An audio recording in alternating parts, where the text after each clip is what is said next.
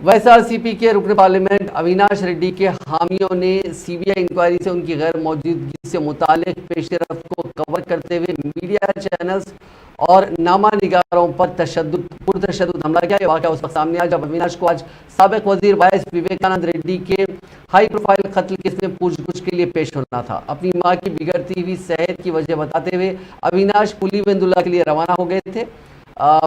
कुछ मीडिया के एहलकारों ने उनकी गाड़ी का पीछा किया। इससे नाराज होकर उनके हामियों ने मीडिया के एहलकारों पर हमला किया, उनके कैमरे तोड़ दिए और इस हमले की तस्वीरें लेने वालों पर भी उन लोगों ने हमला किया।